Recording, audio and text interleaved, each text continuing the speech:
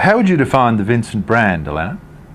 Well, look, I don't have a sort of a snappy cliche, but what I think is the remarkable thing about the area is its social capital, and the fact that it is actually characterised by and large by people that actually want to interact with each other. So that sort of sets the tone for the area, that people in a way that choose to live here or who have long traditions here, by their nature tend to be people that want to interact, whether or not it's going out for breakfast or walking in a dog park, being part of some group.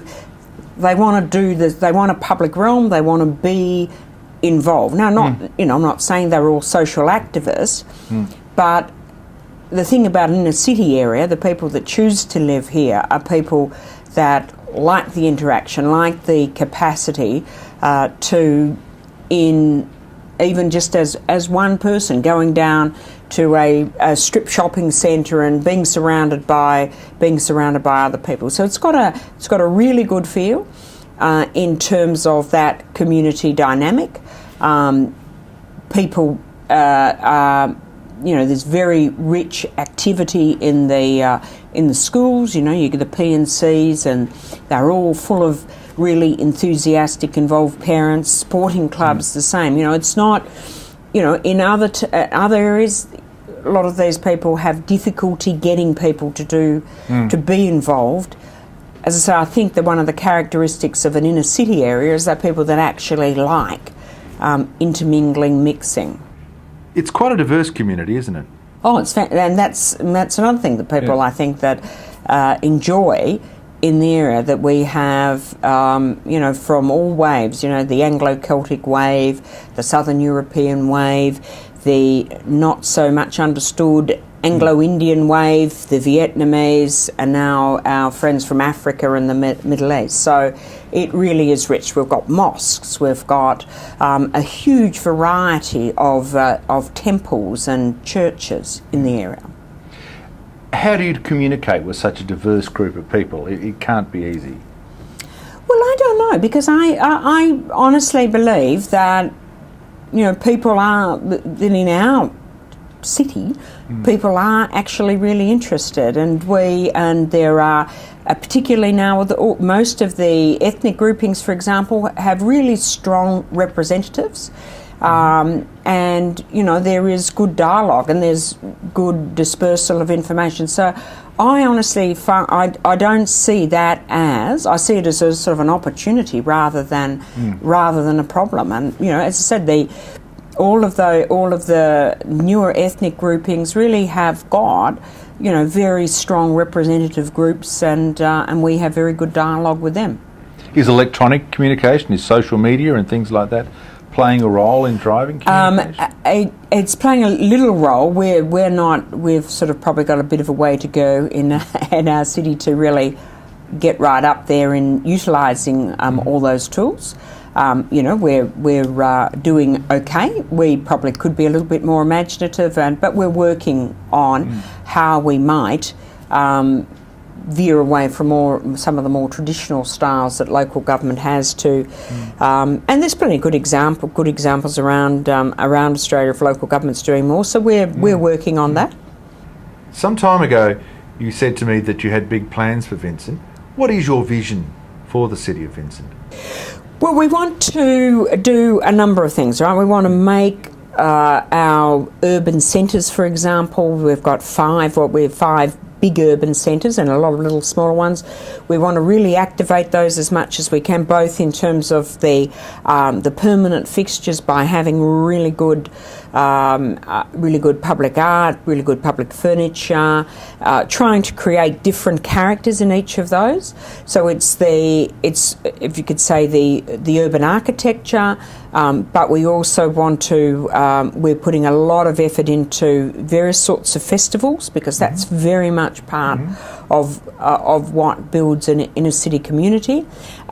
We are putting a real focus on greening, putting a lot more money aside to really increase the green canopy and going into the really hard areas in greening, places like Charles Street, which has become a traffic sewer, really seeing, well, how can we take a really, hard street that feeds into the freeway and turn that into something that is more human. We think that creating human spaces, green and beautiful environments really are good for the human spirit and good for our community.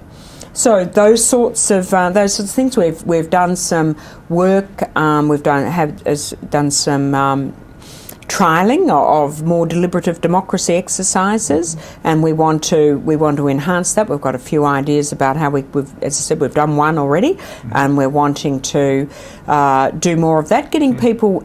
And as I say, it's not just getting people to vent, but actually getting people to really consider what the issues are and trying to establish some common ground and practical ways forward.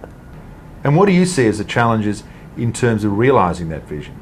Well, look, I think one of the challenges one of the issues that I find in Vincent that is tough is that we do have a bit of a cultural clash.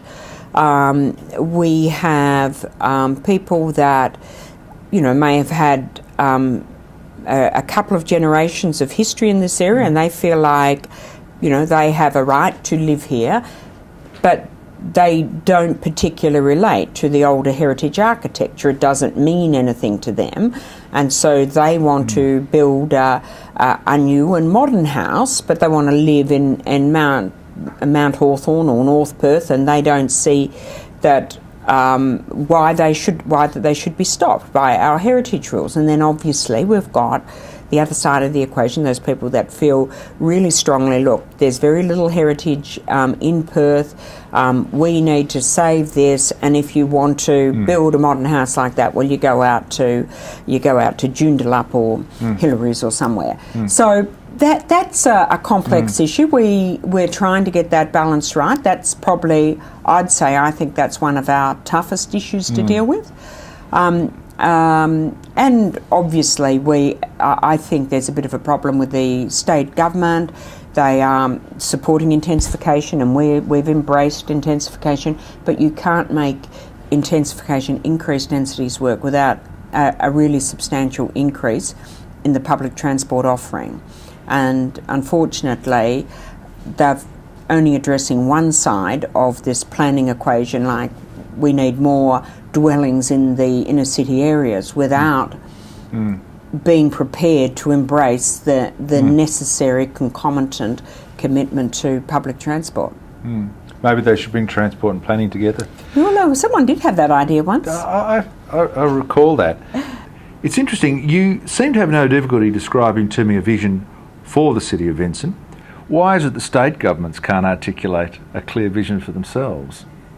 Well, I think they do, and I know people always want grand detailed plans, and quite frankly I think that quite often creating these grand elaborate plans for many years forward is actually a substitute for actually doing anything real and immediate.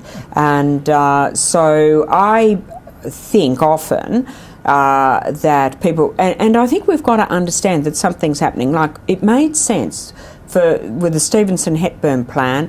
They made a plan for the next 50 years, and it sort of worked. Well, it certainly worked for the first 30 years, and then it probably ceased to be relevant. Now, what is happening as the pace of change is accelerating, as it is, exponentially, then I think our capacity to make realistic projections into the future diminish. So I think, in a way, when we sort of start looking at planning, one of the things that we've got to be doing is saying, okay, here's what we need in a 10-year horizon or a 20-year horizon. I think if we're going beyond the 20 years horizon, we're probably kidding ourselves that we can sensibly do that.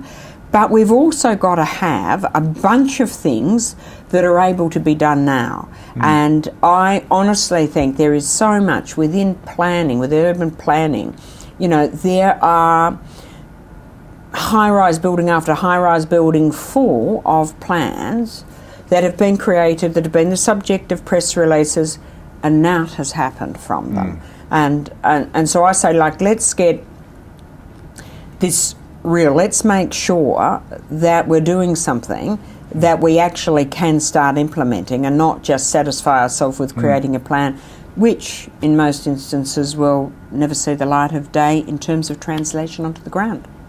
But it's interesting, you can't, well, conventional wisdom would suggest you can't build a great business without having at least some understanding of where you're going. And this is where I think what you need to have is a sense of direction, right? You need to have a sense of direction, of an idea of the direction in which you're heading. You are not going to be able to chart everything that happens one by one. And particularly, as I say, with the rate of change that we're going through, you need to have the ultimate vision. You need to have a profound understanding about what's important, but you can't chart every. No. And if you do, then you spend all your time doing that, and you don't actually spend any time creating real change on the ground or delivering on the ground, and then you lose support.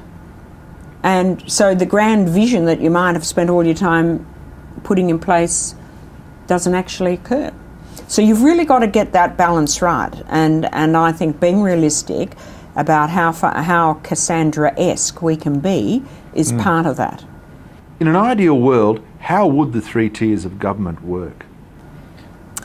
Look, I think in WA that I think in a theoretical sense, our structures are quite good.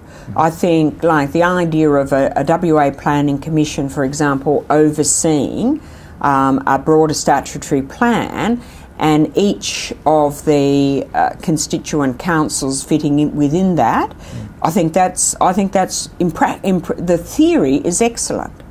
I think the practice is less than excellent, because I don't think the Commission is properly resourced. I don't think the Commission has been able to necessarily attract the people that it needs to really drive that forward, or to be considered centrally enough in government to be the sort of influential driver that it should be.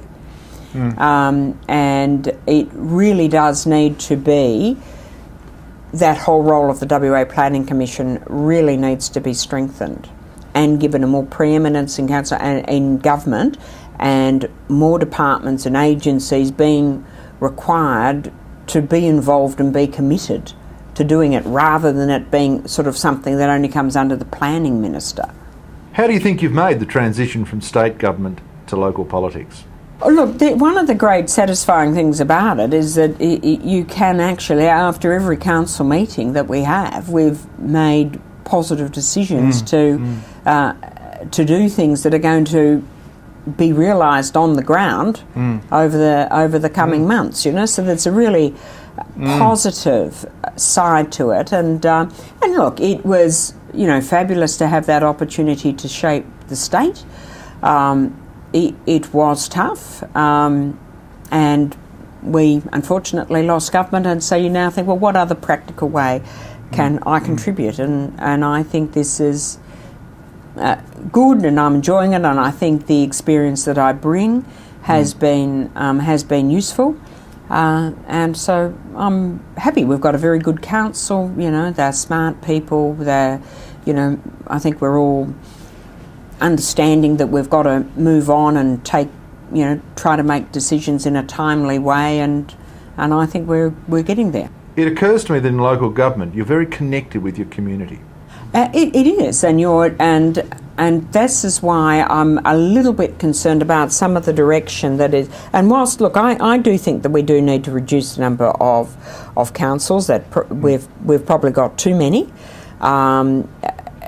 Particularly in some of the country areas, but I think the idea that that is being promoted by the review panel, that what we need is local government that acts like a board, I think is problematic, because whilst you don't want to be spending your every day dealing with the minutiae of it is important that you actually understand how things work on the ground, and that there is some way in which you can influence that. So I think there is a case for some reform, that we could actually probably have a scale that is a little better than we've got now.